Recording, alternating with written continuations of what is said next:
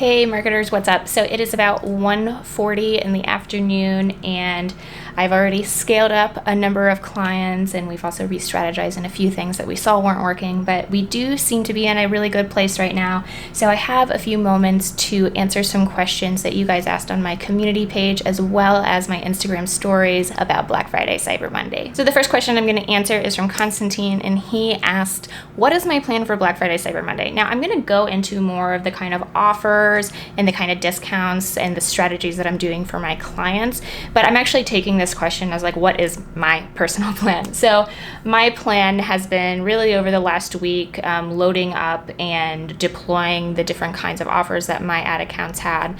Now, some of my clients launched on Thanksgiving night, so I stayed up for that. Others launched earlier in the week. So this has really been like an all-week process. And I did also have one client launch yesterday night, which I was up for. But my general plan really for today is that I'm going to be managing 3 accounts incredibly closely, checking in on them about twice an hour and monitoring certain KPIs to see if there are things that I can scale up rather quickly. And I've already done a little bit of that, which is super exciting. And also if there's something that's not quite looking right, and then we can re-strategize and get that back on the right path. We've also had a little bit of that this morning. So, nothing out of the norm for Black Friday, Cyber Monday. Now, another question that I got from Katrina is asking, how far in advance did you start planning Black Friday, Cyber Monday? And this is a great question. I actually feel like I did a really good job at this year. I started planning all the way back in early September, and that's also around the time that I launched my video, which was about my broad strategy concerning Black Friday, Cyber Monday. And this is also around the time that I started really communicating with my clients and strategizing with them as well. So these are the 3 main steps that I took that were really important to success this year. Number 1 was I actually created a form that I required all of my clients to fill out by the end of September that went over things like their offers and discounts as well as important timelines. This is an idea that I got from Chase Dinman. I'll actually link the video that he posted on this below. He's a really great expert email marketer that has so much great insight, and I 1000% completely stole his approach in this aspect, and it really served me well. So thank you so much, Chase. Now, number 2, after we had this broad plan for our clients, the next thing that I really went deep on is strategizing for content. Now, every single year I see the same kind of offer discount graphic that just pops up everywhere and there's no escaping it. So this year I really wanted to concentrate on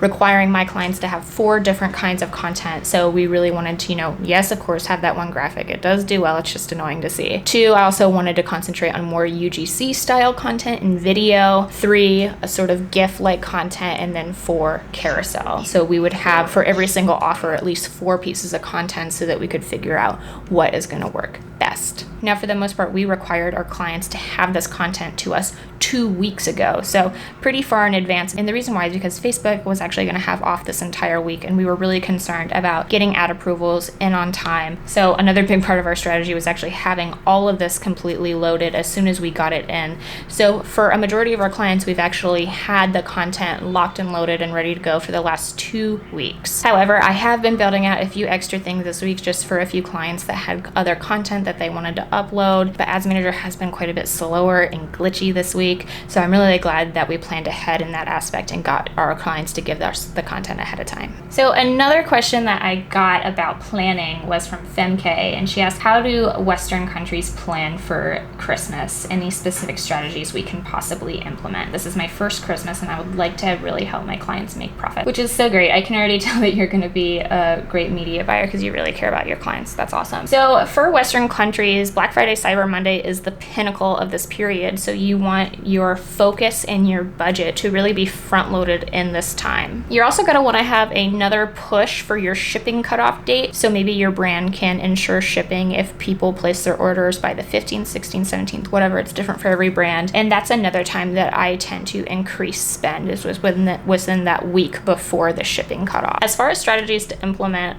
really, I cannot emphasize enough the need for diverse content at this time. Like I just said, I required all my clients to have 4 different kinds of content, and I definitely think that that's something that other media buyers should be doing as well. Unsurprisingly, as it stands right now, I'm actually seeing a lot of really good traction out of our UGC mashups that we made. We also had an overlay of the offer, so it wasn't just like our old UGC mashups that we used in our evergreen funnels, but we actually recreated new ones to showcase the offer front and center and have a little bit more language language around gifting and Black Friday, Cyber Monday, holidays, whatever. And those seem to be doing really, really well. So I think that, if you have time before the shipping cutoff date, try running something like that. And another thing I'm seeing a lot of brands messing up on right now is that their website is not reflecting their offer. So be sure that whatever kind of offer you have running on your ads, that you also have a banner or a big splash calling out the offer directly on that landing page, so that you don't have to make your customers work harder to know that they're going to get the best deal possible. Okay, so next up, Isaiah Mitchell asks, what types of creatives and offers are you running? Is there anything new?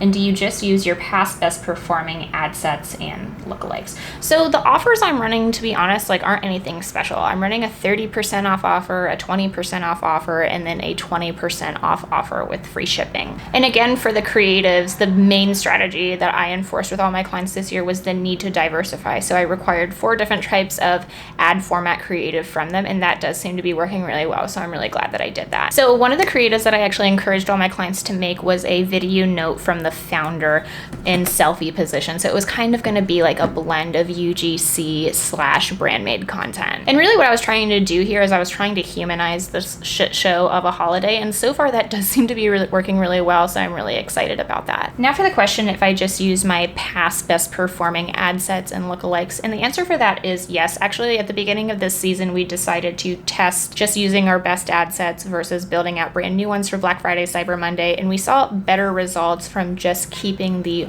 old campaigns and ad sets running. So that's what I've done across most of my accounts, and it does seem to be holding up really well. So I'm happy about that. And while I am relying on a lot of the old audiences that have done well for us in the past, we're also testing out a lot of new things this week. And here are the 3 things that I just see working across the board. And number 1 is a lookalike based on the purchasers of the last 7 days. This is actually a suggestion I got from Chris, who's doing a lookalike based on the purchasers of the last 3 days. I didn't think that my pixel had enough data for that, so I'm trying out 7 days and it's working really well. So thanks, Chris. And then another one that's doing really well for me is that console gamers female audience is just killing it. I keep on scaling it. It started at 2,000 a day this morning, and I've already bumped it up to 10K, and it is still going. I'm so pumped. And then the last audience I see doing really well across the board is the stacked purchaser lookalike, which I actually talked about in my shorts video last week. So I'll leave that a link below so you can see more about that.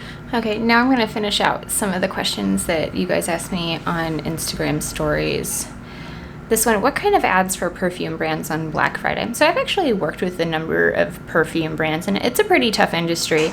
So I think the things that are going to work best for you is partnering with influencers or really investing in your content and your brand. I find that the perfume brands that do well really focus on their why and why they're different from other D2C perfume brands. So definitely invest in your content. Kind of ads I suggest would be user-generated content, so getting people to do reviews of your perfume. Also partner with influencers and stuff like that. And if you have any press hits, definitely be sure to showcase those front and center. Another question is, how do you deal with the pressure to outperform last year? So this is a great question, again, from my friend Katrina, who works in influencer marketing. So she definitely understands the pressure for Black Friday, Cyber Monday. And what I really try and do is educate my clients on what is a reasonable expectation and what is an unreasonable expectation.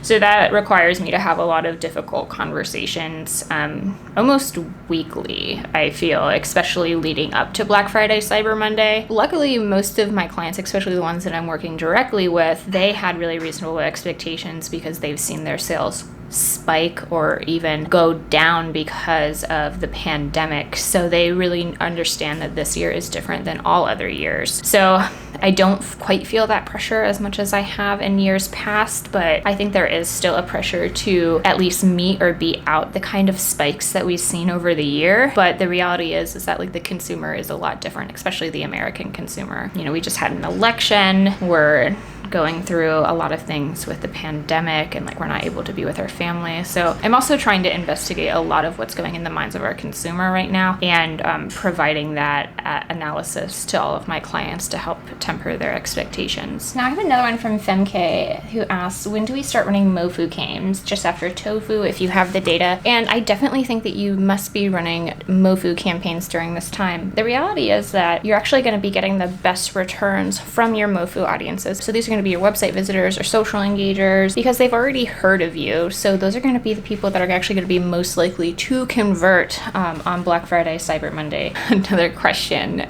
from Ariel, who I used to mentor in New York. She says, are all digital marketers masochists, or is it just I think it's a really delicate dance to be a data-driven, results-focused marketer while also not tying your self-worth to the results. It's really tough. I think that people that are a little crazy and obsessive about their craft are the ones that do well. So at least that's what I tell myself to get to sleep at night. Okay, and that is all for the Q&A AMA. I was actually thinking about rolling the question and answer portion of Black Friday Cyber Monday into the Black Friday Cyber Monday vlog, but I think it's going to be way too long, so I'm probably going to separate them out into the editing. So you can expect part 2 of my Black Friday Cyber Monday vlog, which takes you through a day in the life of a remote marketer on Black Friday. You're not gonna want to miss it. You already see me today, and you know at some point I get into bed and I just never move. So this is what you can expect. Okay guys, thanks, bye.